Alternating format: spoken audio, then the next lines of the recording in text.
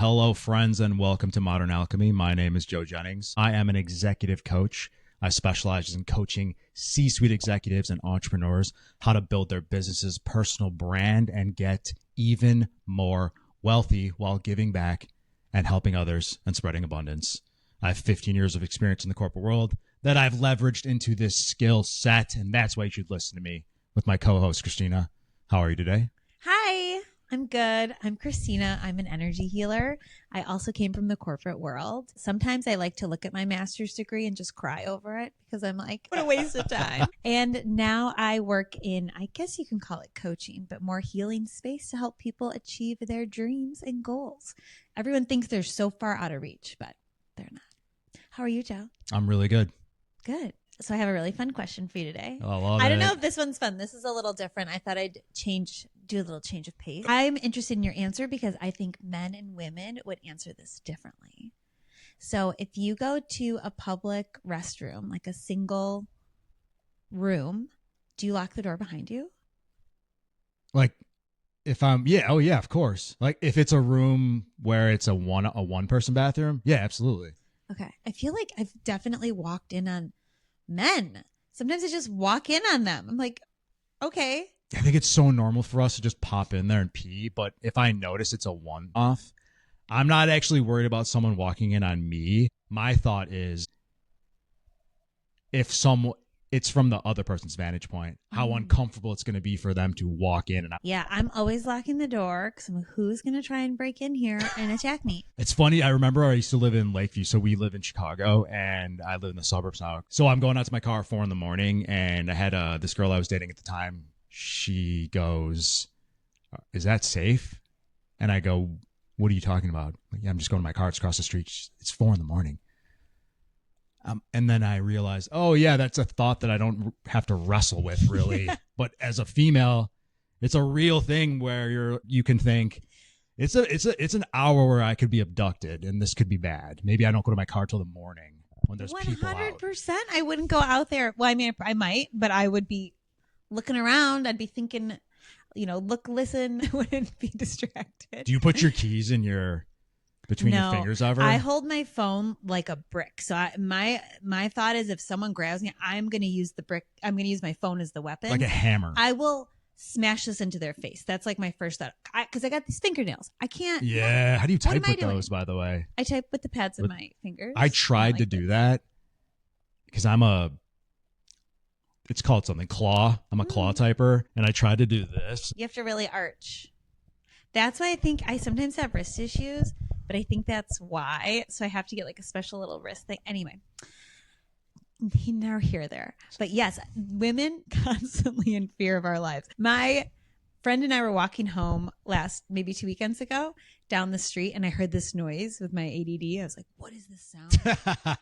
And then it went away. But I noticed some guy walking behind us, but whatever.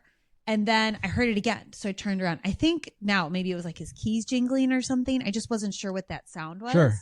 And it was late at night. It was the two of us. And the guy goes, "I swear I'm not going to murder you." Are you kidding? How far away was he? He was like 5 houses down. And so was it like a drunk night intoxication thing where he might have been funny about it? Or was he trying to just be kind? Yeah, this is like a Friday night, midnight. Oh, okay. And then my girlfriend yelled, "That's what a murderer would say," And then we actually waited for him, and we found out he's a neighbor, and it was fine. But yeah. What did he say back to that's what a murderer would say? Oh, I don't know. I think he said something funny, or I was probably just laughing so hard I don't remember. That's really funny. I used to remember those situations. That's something that doesn't happen in the suburbs. Also, I don't really party anymore, but having those weird drunken or late night interactions with other humans, and you're like, this is a good interaction. I've had some ones that I got a ride home once. I was waiting for an Uber, and this is when I used to get blackout drunk, and this guy goes, "Hey, you need a ride? Hop in." And my drunk self is super friendly. Like, everyone's friendly. The world is a perfect place. Yeah, everyone's nice. Got a ride home. Very nice guy. But could have gone bad. Could have gone sideways. So the next day I thought to myself, that did work out, but maybe don't make that a regular occurrence, getting rides from strangers. Yeah. I mean, I did that. I was leaving I don't know if you're familiar with the Coach House in, what is that? Oh my God. Schaumburg Road many years So ago. anyone who's not from where we're from in Chicago, especially, it's like a suburban bar. It's the only bar that's open till 4 a.m. Yeah, One it's of the very only niche. ones, and they're notorious for always having the bar in unincorporated areas so that they can kind of skirt laws. And they've actually been closed down like 3 different times. They're gone. They got closed down again a couple of years ago. I believe it. I was there, and this guy ended up being my boyfriend later, but he had a livery company, and he was saying like, I'll drive you home. What's livery? Like a limo company. Oh, hello, like livery on the driver. license plate. Yeah. And he wanted to drive me home, and my friend goes, I'm not going to let you drive her home. He's like, no, I promise I have a livery company. And so I was agreeing to this at the time. I'm surprised I'm not murdered. And my friend said, okay, I'm going to take a picture of your driver's license. And like, at least then we have it. We know who you are. And he goes, okay, take a picture. So fast forward, he drives me home, whatever. I don't die. Spoiler. She texts me the picture of the driver's license the next day. And it was so blurry. She must have been drinking so much that she couldn't get a clear picture. Yeah. So I was like, great. If I would have been murdered, you had no evidence. You would have had this blurry driver's license. But now we have Find My Friends on your phone. So we don't have to worry about friends. It's good that girls have that. Also, in theory, taking a picture of the driver's license would deter someone who didn't want to get caught.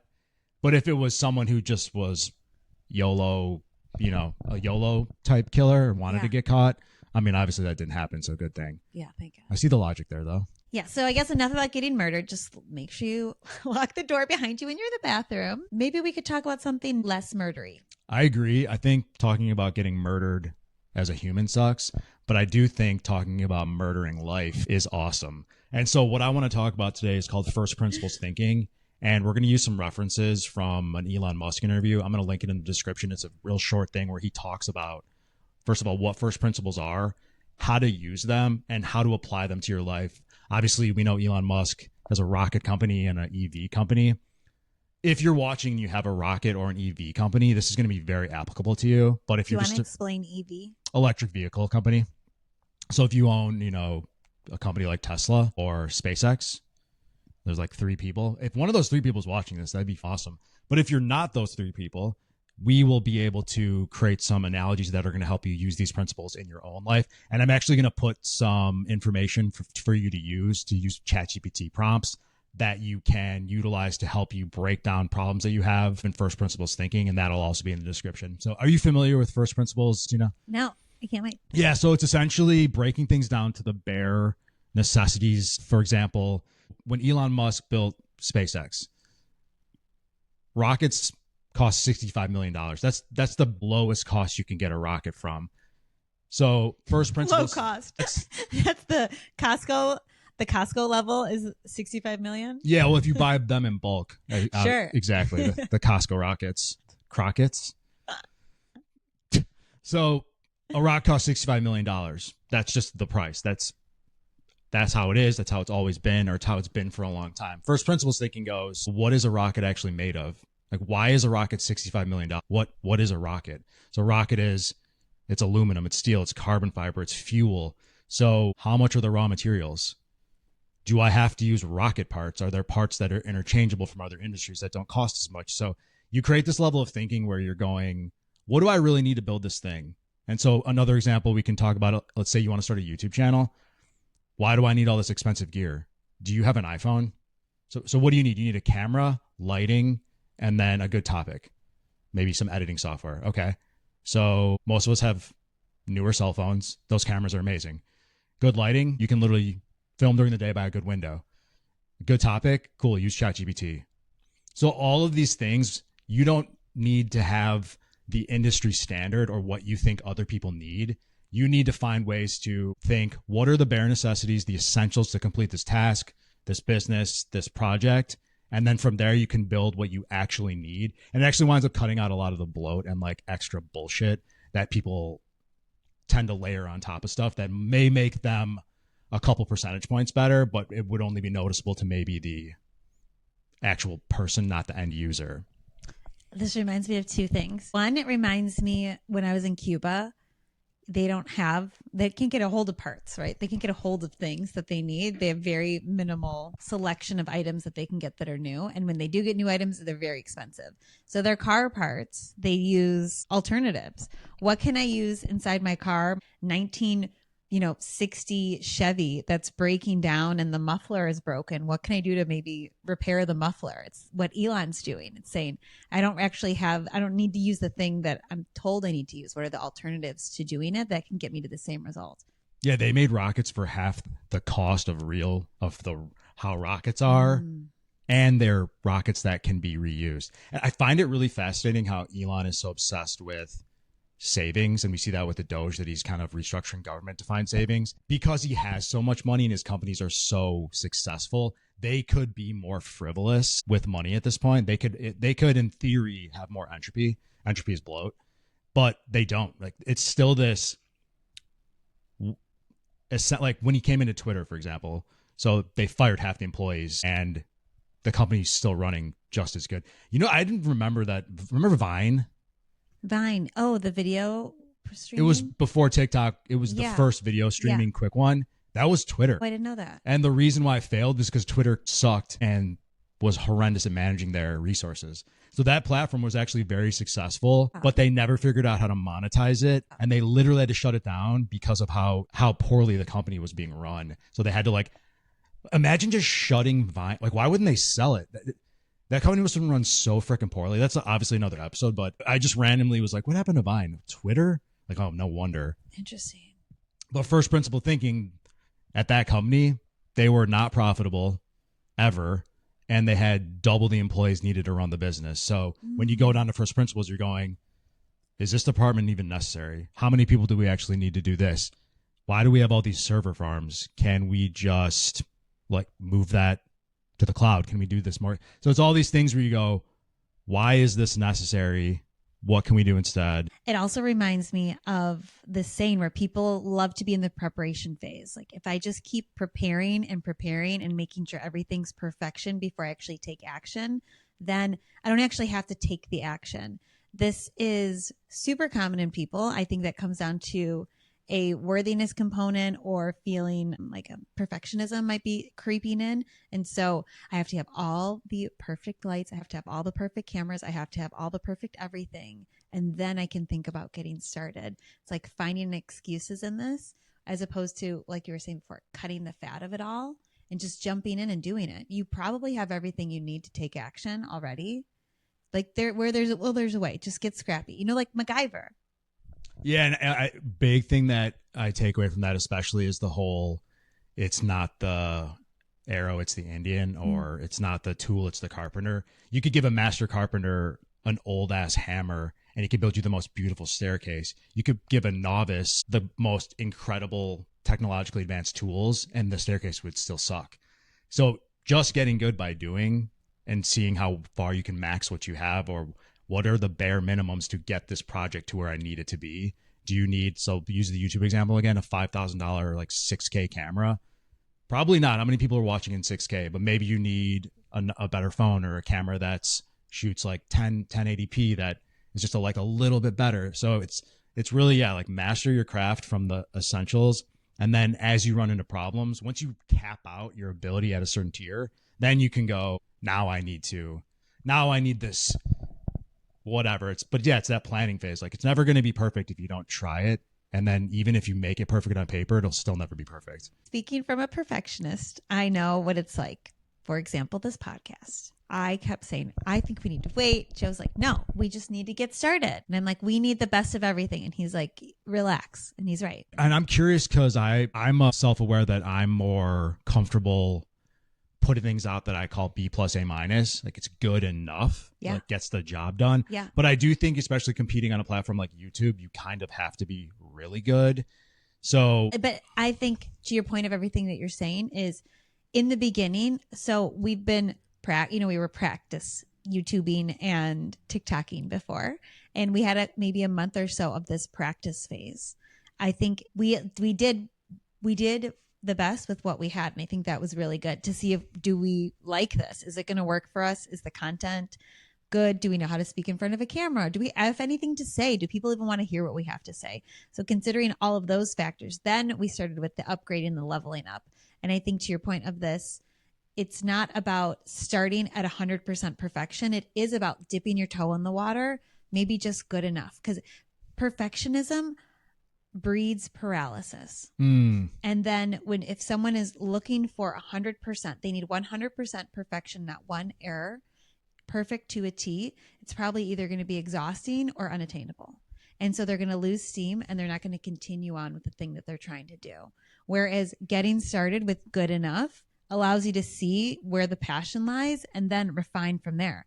And I mean, that's anything, right? Like as soon as you do something, you start refining and refining as you continue on. Golf, for example, right? You'll never stop refining your ability to play golf. But first you need to see, do I actually like it? Yeah, like great example is golf. People going out, they're like, I need a brand new set of pings. I want top of the line balls. I'm going to get these $30 balls and I'm going to make sure my outfits are good. I got to make sure I have the right cleats in my shoes. And now they've spent $10,000. They don't even know how to swing the damn club. When I first started getting back into golf in my adult life, so I took a hiatus, I didn't play for a year. I spent a year at the driving range so that I would look good enough when I went onto the course. And then when I started playing on the course again, most people are bad. Yeah. Most people are average. Let's say average. And average in my mind is bad at golf. Yeah. And they don't care. And it makes you realize the only time it's brutal is when you're with someone who's really good. I remember I played with this dude who had played in a pro-am with Tiger when he was a kid. I think he played golf in college. He was incredible. His family was like well off. They were international business people. So he like had no desire to become a pro golfer. He was that good though. Like it made more sense for him to go into the business world. That was where his arena was. And his buddy, who was not as good, but still like incredible. And I'm okay, but I played so much worse because noticing the level difference. And that's another big thing with perfectionism is who is your comparison point? So if we're comparing ourselves to a podcast that already has 1 million subscribers and is actually making 7 figures a year, has a 10 to 50 person production team, it's always going to feel like we're at a deficit. Whereas maybe we go, okay, here, and let's apply this to anything that you're doing, listener. What tier am I on my journey? So if I'm on the first or second tier, who are other people on the first or second tier? How am I doing in relation to those people? You look to the top people to say, hey, that's something to aspire towards. How can I get as close as I can to that within the world that I exist in now? And then as long as I'm out competing the people in the tier that I'm in, I will eventually move to the next tier. Then I can kind of reevaluate, level again. I'm just kind of curious with the perfectionism things. I used to be really indecisive, and I think part of that was perfectionism, but it was more like my fear of making the wrong decision. It was like, well, what if I do this? Because essentially when you make a decision, you have to cut something off and go one way, decide. I think it means to cut in some other Latin. Google it. Yeah, like, so what do you think? The confidence? Yeah, like what is the mindset of, I think there's a lot of perfectionism out there. Diary of a CEO. I just watched an episode with him and he essentially said, I am a hardcore perfectionist and that's why this podcast is so good. I've deleted episodes with super famous people because I didn't think it was interesting enough. Stuff like that. And I'm like, damn. And we've deleted episodes, especially in those practice episodes. And even if we had the best gear in the world, then they still would have sucked. We just didn't have the experience yet. Yeah, you know what I mean? Yeah, of course. I totally agree with that. Yeah, I don't know. What are your thoughts on that? I'm curious. I think it's I know it's a real thing. That's why I mentioned, dipping your toe in, practicing, trying something. Now, let's say you've spent all your money on all the gear that you need for whatever the activity is, and you don't even like golfing. You don't even like the thing that you're doing. And now on to the next project. I'm going to collect a bunch of stuff.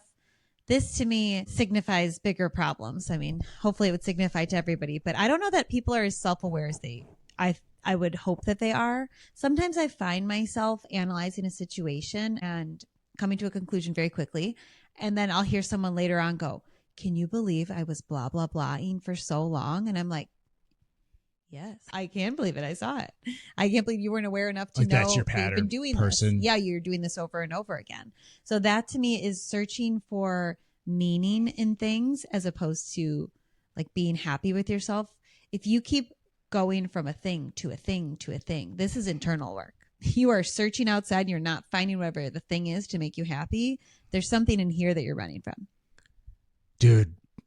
100% of the time. 99 to 100% of the time. So it's very interesting. Something you said, it's like a thing that I think I knew, but I didn't ever consciously think of. So the perfectionism, you're going, and this is my old self as well. I'll tell a story about this. Okay, I'm going to do this thing, but I don't want to do it half-assed. So let me go ahead and get the best gear. Let me do a ton of research. Let me go all in before I start it or try it. I'm excited by it, but I'm not going to start it till I go ham, get all the stuff, do all the research, become an armchair expert. And then you do it and you don't really like it. Yeah, well, probably because you weren't good at it. You probably weren't good at it. What didn't look exactly how you thought it would because you'd done all the steps to prepare. And you were the problem. And so you don't want to admit that you're the problem in this. God forbid. I've done all this preparation work. Maybe you've prepared, but have you actually, you've prepared your external environment, but have you prepared your internal environment? So the example here, let's say if you're making videos, can you talk in front of a camera? Or did you just have all the camera equipment? Now you think like the talking part will be the easy part and you realize like, oh, this is where I should have been practicing the whole time. I don't know how to make a sentence. So when I was a kid, there were a handful of fads that I jumped in on. Yo-yos were one. Luckily, that was a very low-cost fad. Yeah, I had and I can't think of the name of it now, but it's a trick yo-yo. So me and all my friends got these trick yo-yos, and you could like, and it would like, and you could like shoot it back up. Wow. That was brief for me. How did you get a lot of ladies at that time? I was crushing it. Yeah, I was so hard with that yo-yo. No, I was in middle school. It is weird when dudes bust a yo-yo out in a bar. Is that how? Anyway. So in Chicago, I could see that happening. There's a lot of weirdos here. So how many times have you actually seen that? Is it more than one? Yes. How many? If you had to count, I don't even know, but I've definitely seen it more than once, and it works. People are like, "Wow, this guy's doing some crazy things with this yo-yo." But I'm just wondering if they went to a pickup game seminar and the guy's going, "All right, gentlemen, I want you to bring your peacocking item." And one guy's like the boa, and it's like that's been done before. Okay, yeah. And then the guy with the yo-yo comes. Oh, well, then that's really sweet. I'm sorry, I'm being mean. No, it's not mean. I think it's kind of weird to bring a yo-yo to a bar. I think it's very pick me, but. Yeah. I float in and out of between. Good for them. They're not worried about breaking social norms. But I am also thinking, why is this person trying so hard to get attention? Can't they just be an exceptional person and then people will like them for that versus having to wear a giant top hat? They don't have to be exceptional for people to like them. It's one of those things where I genuinely believe if people don't have some sort of, either they have high value just because they have confidence or if they've done internal work, or they're actually good at something, and that could even be being good looking, then people, because we all want to feel special, come up with some sort of thing. Like the guy I used to see on the train every day into work who would wear a literal giant top hat and like huge sideburns. That was his, okay, I'm special because I'm getting attention for being the sideburns giant top hat guy. Weird. Yeah, but I believe that people that are quote unquote normal have it could either be that they're like so reserved, that they don't want to put themselves out there, or I think there's a lot of security. It's that quiet confidence. When you see really rich people, for example, really successful people, and you would never know because they wear very plain, I have people that I know that are super wealthy and they drive like a Honda. You know, maybe like a used Lexus, but they're very you'd never know. Yeah, because that's not important to them. They're not hood rich. That's why they're actually rich. So I definitely want to, speaking of hood rich, I want to go through a hood rich phase. I don't want to make it my identity. It won't be as brazen as I think it would have been as a young man. If I got really rich as a young man, I'd be covered in tattoos. I might be dead. But now I still want to get a Lambo and maybe a really cool grill or like a stupid chain just for a little bit. I have always wanted a little mini grill, just like a little tooth cover. Like one tooth? Yeah. Or would you do like the vampire teeth? Or maybe two. Like next to each other? That'd be cool. One outlined, one filled in. No one's done that. In my heart, I'm ghetto fabulous. So I just want to live. I definitely want a nameplate necklace too. That's not even out of reach. That's awesome. Or what does that life entail? I'm going to call it your bougie best self. BBS. Oh my God. Your BBS. My best bougie self. Yeah. Actually, I have a necklace that says bad and bougie. That's awesome. I like some bamboo earrings, a nameplate necklace. I mean, if my fingernails could be longer without breaking, I would do that. Really? Yeah. How long would you go nail wise? Would you make them that point? How they do that? They're pretty pointy. I would just go a little longer probably, but I would just be dressed. Would you wear be dressed fur? Ready to go all the time. Would you wear a fur? Yeah, I have furs. Like already. white furs? I have one. Yeah. I wear them now. What would be the craziest animal that you'd feel comfortable wearing? Would you wear like an albino tiger? A tiger. I'm kidding. This is terrible. It's getting dark. Yeah, no. Anyway. So I have a fur coat. I had a fox fur coat. And as I used to wear it when I would party. And as I got more muscular, it slowly became tighter and tighter and tighter and tighter. And one time I did that thing from Tommy Boy where he goes, that guy in a little coat. And I did this and it just ripped the arms right, like up the sleeve. It was a very low budget fox fur. It was like, yeah, it was ready to go. Like a little hip jacket. That's so funny. It was funny. It was more funny than function.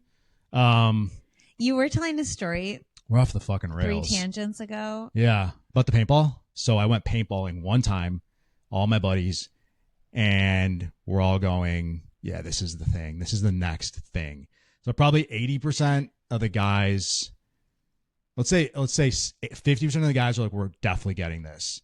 Half of those people's parents were going, you're not getting a paintball gun because you did it one time. Cool your jets, bro. I know you're excited. Let's pump the brakes. Give it a couple more tries before you want to go all in on it. I just go all in immediately, me and these 2 other dudes.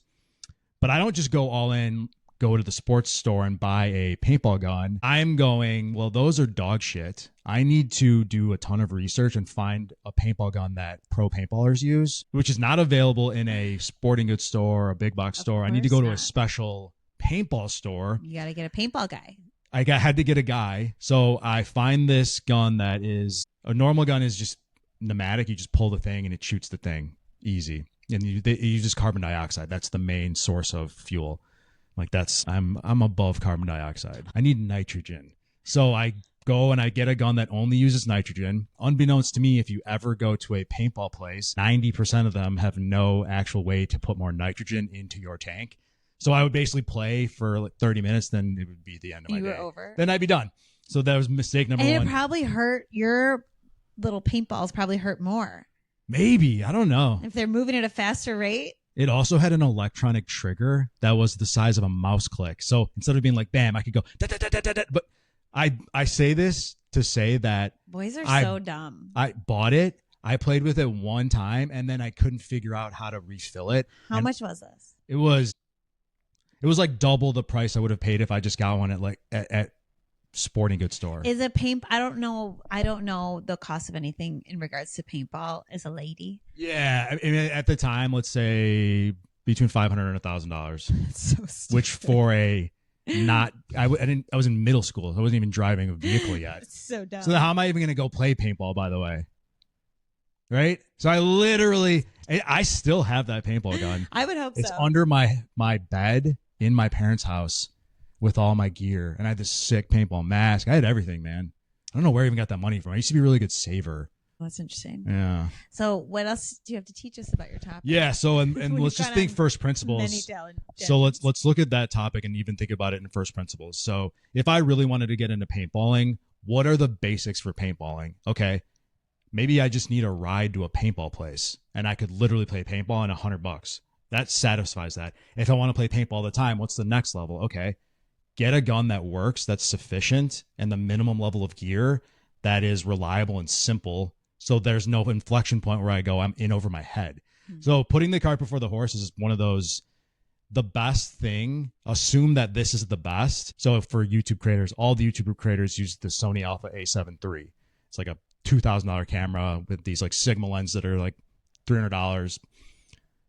Even if I had that camera, my YouTube wouldn't get 1 million subscribers. Even if I had a $2,000 paintball gun, I still might suck at paintball. I still might not be able to get a ride to the paintball range when I'm 14 years old. So if you're going further ahead than the actual first principles will allow you in your sphere, the necessities, it introduces all this stuff that essentially is dooming you to fail. What are your thoughts? I agree. Thank you. So and then let's move it back to Elon again. So first principles, we talked about the rockets, and then let's talk about how it can work for business. So what do I need for a business? You're like, I need investors, I need an office, I need a business degree. But what do you actually need to make money as a business? You need something people want, a way to sell it, and a way to get customers. So you could sell a service online.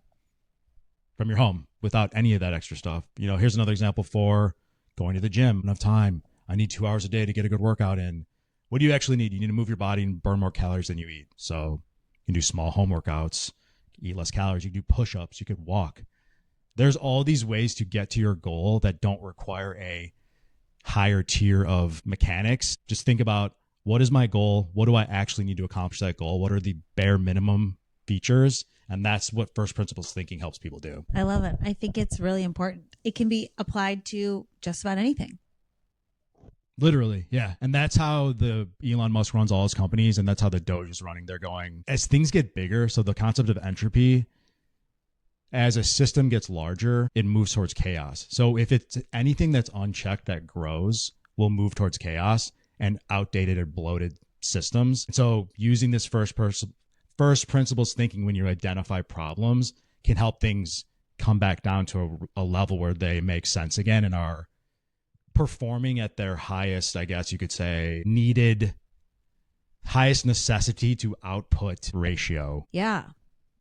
Yeah, and I mentioned this in the beginning, but I'm going to put a link in the description. I made a ChatGPT prompt for you guys that will allow you to pop it in ChatGPT, or you just pick the ones that you like. I put them in categories for personal life, entrepreneurship, relationships, business. There's a bunch of categories. There's 25 prompts. And it can really help you break down if you have a problem, if you have a business you want to start, if you have any sort of issue you want to work through, and try to figure out the simplest solution. This is really going to help prompt you there. So check that out. And then just give another analogy. So just think about it like this. Most people think this is how it's always been done. But first principles thinking says, what are the basic truths and how do I reconstruct the solution from scratch? I have a good example of this. I used to work at a candy company, and we had these little minis that were elusive. No one could figure out how to create these minis of this candy. They think they'd been trying for 25 years or something ridiculous, right? And it just wasn't working. So every time it was Starburst minis. So regular Starbursts have individual wrapping, and the Starburst minis are in their own little pouch with each other. So they're all touching each other. So how do you get them in there, in the pouch without sticking? They tried, failed, tried, failed, tried, failed. They brought this gal in, and she looked at like a chef, she looked at the recipe and the ingredients, and she said, we keep trying to modify this recipe that we have. It's just not working. So let's start from scratch. And it worked. She figured it out. Just because it's always been done one way doesn't mean that it needs to always be done that way.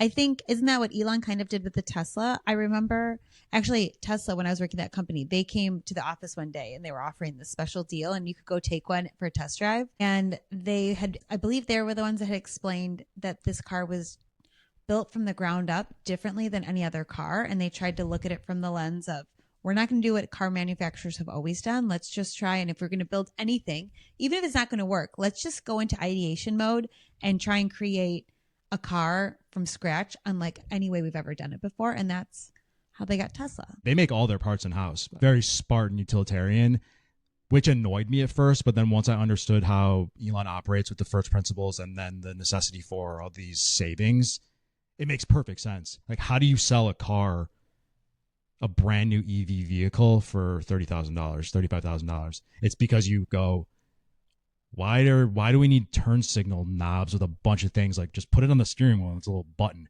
That probably saves them tens of millions of dollars every year. Because why? Because every car has that. Yeah. I did find it very annoying when I was driving, though. I'm not gonna lie, but it is like, why? What? Because it's always been that way. Yeah. Well, and I'm sure too with vehicles, of auto body manufacturer, probably like, we don't want to change it too much, throw people off, and then they're going to start having accidents. Not good, going to look good for our quarterly reports. But it, to your point, yes. In their mind, they're going, if we do that, people aren't going to buy this car. Right. Because they're used to this. Right. You know what I really miss, though? I had an old Cadillac DeVille when I was in college. It was a 94. You've seen the one where Seinfeld, where he buys his dad a car? Yeah. It was literally that car. Enormous. Was it a two-toned? It was in the show. It was this champagne silver color, but I don't know what color the interior of that one in Seinfeld was. The one I got from this little old lady was maroon. It was champagne silver, and the entire interior from top to bottom was this like saddle maroon color. even the floors, even the steering wheel. But it had a column shifter. Dude, Oh yeah. it's so I missed that. That was my favorite part of that car. Yeah, my first car had that. What was your first car? A 1988 Cougar. The Mercury Cougar? Mercury Cougar, 2-door coupe. She was gray, V8. She was a beast. That was a cool car when we were younger. Yeah, that was my mom's car. And she gave it to you? Yeah, reluctantly. That was the car. Did you have the fake convertible top, the soft top? Yes. And it had that window in the back? Mm-hmm. Yeah, that was a cool car. I remember those, the Cougar. Fucking Mercury. She was tough. She was real fast, real tough. I had a 1984 Camaro Z28. Oh, Here's nice. It looked cool, but it's officially a dirtbag car now. But back then, I think it might have been cool. The IROC. Yeah. I mean, basically, that sounds so. I think that they retired that just it sounds so douchey, but they definitely have their audience. They know how to name their cars. But it was slow.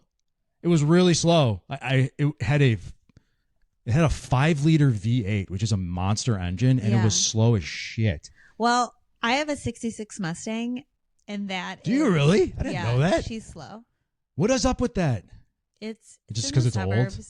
Oh, well, it's just a 4-barrel. It's like it was the base model. It wasn't the V8, it's a V6. Probably really fun to drive around. Old cars aren't necessarily fast, though. You have to make them fast. Mine is like standard. Mine's original. So that's a misconception. It's essentially they're fast because people have restored them and made them fast. Like I wasn't going to get a 502 big block.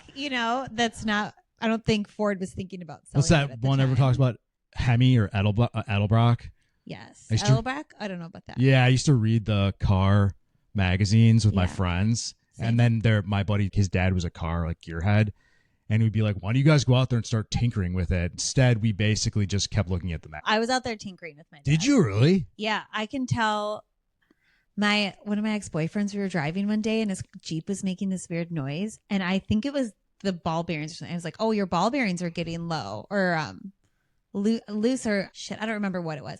I think it was something in the brakes. And I identified the sound. I could tell, the rotors. I was like, I think your rotors are getting like worn down. And he was like, he looked over at me like, what are you saying right now?